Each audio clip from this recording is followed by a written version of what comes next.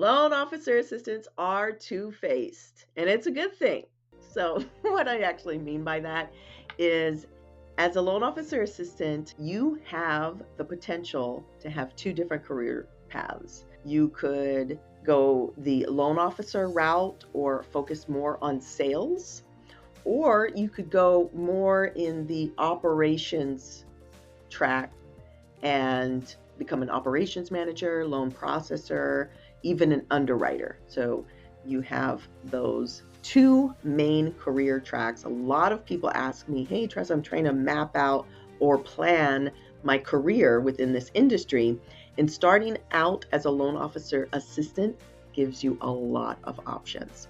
So today, we're going to cover those two different career tracks. I'll give you some tools on how you can figure out which track is the best for you. The loan officer path, this is more sales oriented. So sales, usually commission based, whereas the operations manager path is more systems driven, workflow processes.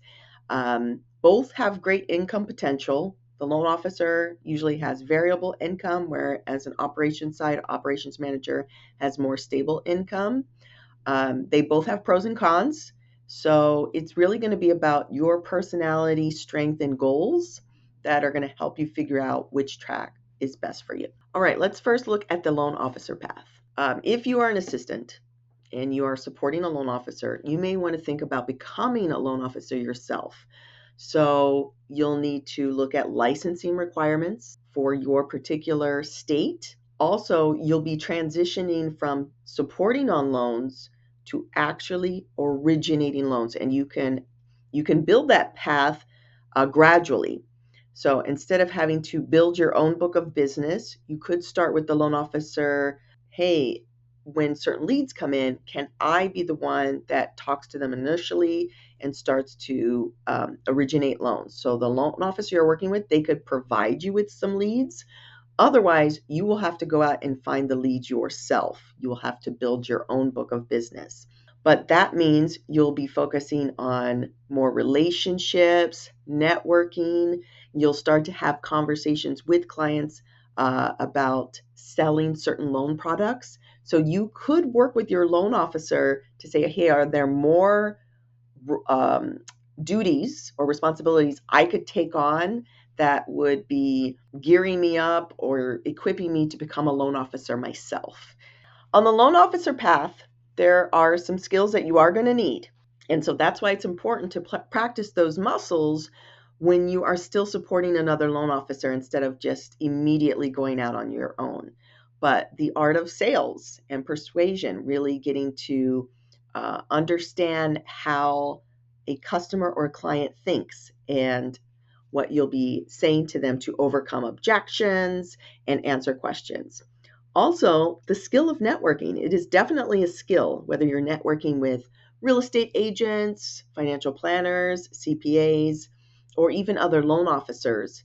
You want to practice the skill of talking with other people, networking with them, and building those relationships. Customer service. Oh, that is such a good muscle to practice. So as you are explaining conditions, if you do have your license, you'll be able to explain things about maybe the interest rate or loan fees, loan charges. So getting practice doing that is really going to prepare you for the loan officer path. Because a loan officer position is typically commission-based, commission only, you are going to have your own discipline when it comes to prospecting, networking, building your book of business.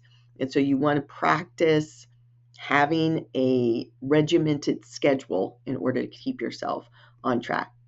And then there's marketing yourself, whether it be social media, talking with other people, making videos. You want to be comfortable with having not just a marketing plan, but how you're going to execute that as well. All right, there are definitely pros and cons to being a loan officer. So I could probably list a number of things, but I'm going to start with just the highlights. So the pros, people assume that you can make a lot of money being a loan officer. And the truth is you can. There really is a high earning potential. The sky's the limit. The con to that is your income could fluctuate. You might have some good months, some bad months, or some good years and some bad years. So that's something that makes people nervous as well. One of the pros is that you can work pretty much independently, especially if you're commission only. If you're working for a bank and you do have a salary, then you may not have as much autonomy. But for the most part, you are kind of working like your own boss because you're commission only. And so you set your own schedule and you have the freedom to be able to run your day the way you see fit. Now, some of the cons is if you are out there prospecting, you're out there trying to get business, there are people that are going to say no to you. They're going to say, hey, I don't want your services. I don't want to work with you. And that also comes with a lot of, stress and anxiety. The pros are you get to work directly with the customer and you get to see the impact of what you're doing. People are building financial legacies for their family. They're buying their first place. They're gaining independence. So there's a lot of warm and fuzzies that come with being a loan officer. And, the con is it's also a hustle and grind for you. So in the beginning stages, you may have to always be on work, looking at your phone 24/7, working weekends and nights. Whereas as you progress as a loan officer, you may not have to have as much of a hustle as you're building up once you've established yourself. Another pro is the relationships that you build. So you're building relationships not just with your clients, but with business partners and referral partners, and you're really, really expanding your network. And so that's such a great pro. And then on the con side, there are a lot of costs associated with becoming a loan officer, and one of them would be licensing. So not just having to fulfill the licensing requirements with classes and tests that you might have to take, but also the fees that come with that as well. So you want to make sure you're fully educated on what it's going to cost you to get set up as a loan officer. These are some things to think about. Are you an outgoing person? Do you like talking to people? Do you like meeting new people? Are you a competitive person? So not just competitive with other people, but competitive with yourself, motivated by certain metrics. So you want to hit certain targets, certain goals. Are you competitive and driven enough to be able to fulfill those things? Do you want control over your income potential and not just stick to, the salary that you're offered, but, really aim to have high income with those commission sales? And then are you uncomfortable? Sorry. Well, yeah, it is going to be uncomfortable. Are you comfortable with being uncomfortable? That's really what I want to say. There's volatility, ups and downs, and you are going to have to self-motivate, self-drive yourself during those challenging times. Can you do that? Do you know yourself well enough that during those downs, you can still get out of bed and push through? Now, if you choose to stay in operations or take the operations path, to me, the operations manager role is kind of the pinnacle of that. And this is how it could look, although there are different ways to show up as an operations manager. But you may be managing an entire office or a team of people as an operations manager. You're overseeing loan processing, the workflow of processing, closing, compliance. You're coordinating team efforts. You might be hiring teams. You might be training teams. You are also making sure that the loans from application to closing are moving smoothly, closing on time. You're managing dates. You're managing timelines. I've worked as an operations manager. I love that work. Having upwards of, I don't know, I think at one time I had about 300 loans I was managing, and I loved it. I had, color coding and managing when things are closing, and I like the project management aspect of it. Okay, so if you're considering an operations manager position or this path that you're going to take once you've been comfortable in your LOA role, these are some of the skills to consider. You'll need systems and process management or project management type skills, leadership skills. You'll be managing a team. So you'll have loan processors, maybe closers, maybe even underwriters under your supervision. So you want to make sure that you are comfortable leading a team. And then problem solving, that is a huge hat that an operations manager wears. Not just problem solving on loans, but problem solving on processes and getting things through the system. Attention to detail, organization, and then communication. An operations manager is not only going to have to be able to communicate with their staff or their team, but also with loan officers and possibly even referral partners. An operations manager may even talk to a real estate agent or an appraiser or escrow company, title company, attorneys. So, communication skills, you got to be able to have good internal as well as external conversation and be that bridge between operations and sales. Just like being a loan officer, there are pros and cons of being an operations manager, right? Pros, you've got stable income. Usually, operations managers are salaried. In addition to that, a lot of operations managers also earn bonus based on how well the team does. So you could have higher income potential there as well. Um, because you're in a manager position, you're a decision maker. You're deciding how the loans will be processed, who will process them, what your system is going to be, and you have creative control to be able to establish those systems and those processes. So that's what I really like about being an operations manager.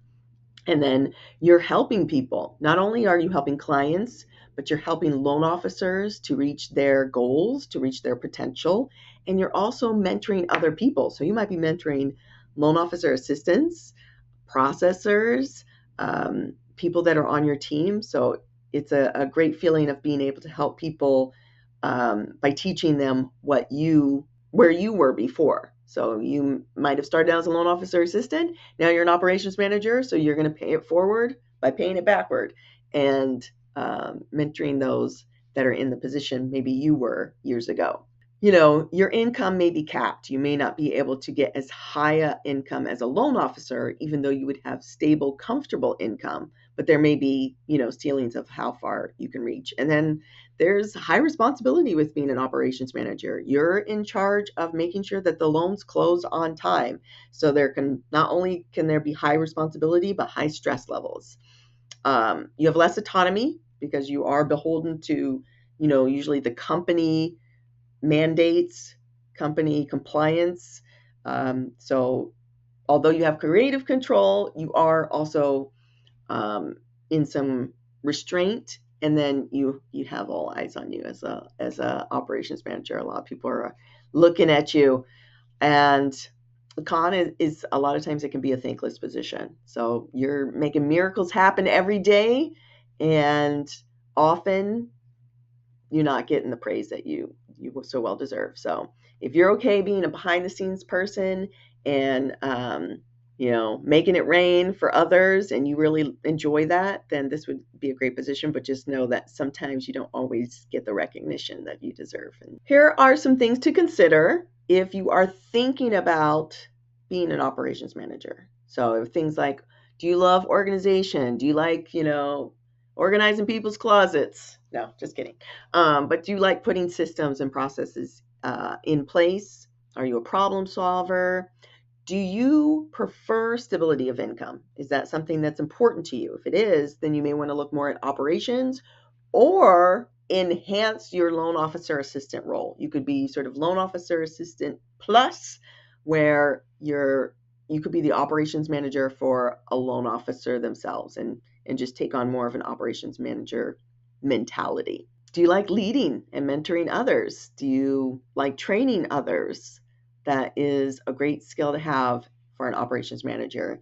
And then, of course, you gotta be detail oriented if you're in the operations manager space. Now, after all of that, if you're still wondering, Tressa, I'm not sure whether I should take like the loan officer path or the operations manager path, here's some questions to consider. What energizes you? Really getting in front of the customer and educating them on loan products? Or is it making sure all the documents are in place and structuring the file? What are the things that really, get you excited? And how comfortable are you with income that could be volatile? So the fluctuation of income, is that something that's important to you? Then that might also help you decide which way you should go. And do you want to be more of a behind the scenes person or front facing?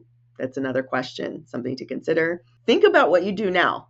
What do you like the most? If you are a loan officer assistant, you could be pulled in many different directions. So what's the thing that you wish you could do all day and the things that you actually avoid doing or procrastinate on doing? That's something that's going to indicate which path you should take. And then think about your future. Your future. Can't even say the word future. Think about where you want to be in 5 years.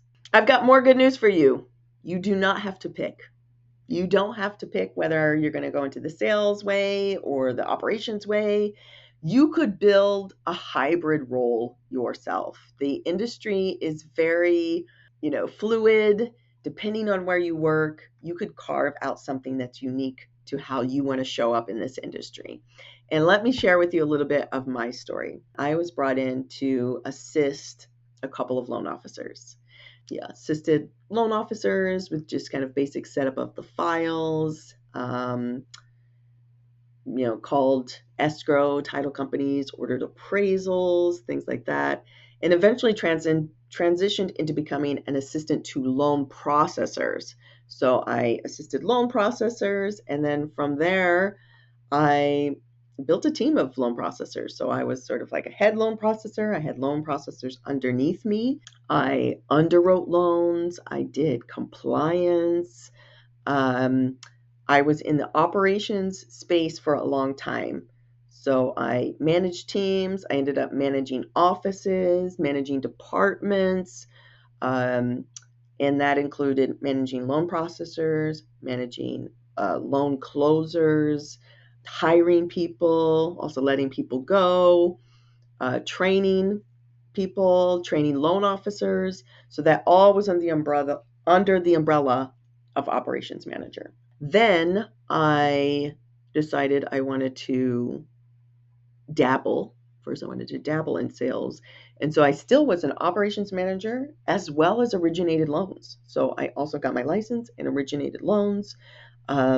So I did a little bit of both until I felt it was too much to juggle and decided to then be a loan officer full time. But as a loan officer, especially transitioning from retail to wholesale, when I was in wholesale, I still am, but transitioning, I even found myself sometimes processing my own files, and it just found it easier to do than either hiring or interacting with a processor. So I found it easier to do those than myself. But also, because of my background in operations, when I decided to bring on assistants or processors, I did the training myself, and that way everyone was adopting my style, and it just really became much easier for me.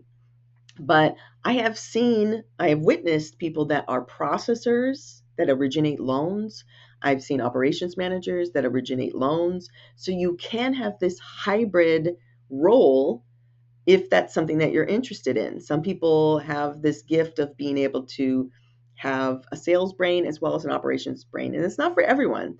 But if you're like, I really like both sides, then you can carve out a position where you can do a little bit of both. I'll just say that starting out as a loan officer assistant gives you great foundation in order to carve that out. Let me close with this. If you have chosen to be a loan officer assistant, or this is the position that you found because it was available to you, you are in a great position, great advantage. And that's because you are starting at a place where you're going to view and be able to be a part of the entire mortgage process, from lead to closed loan and beyond. And to be able to see every single piece of the puzzle gives you a great bird's eye view of the entire system so that you can decide where you want to be. And you can stay in the loan officer assistant position, if that's where you are most comfortable. don't feel like you have to make a decision about, I have to choose a certain path. You could stay in your loan officer assistant position if that's something that you enjoy doing and you see yourself doing that full time. Also, if you want to carve out a path for yourself, don't feel like you have to rush to make a decision. You may want to live in that loan officer assistant space for a while to really get your bearings, understand the foundation of mortgage lending before you decide, hey, I think this is the best path for myself. I see myself going in this direction, and that's what I want to focus on. People that excel in this industry pick something that they're really good at and they amplify it.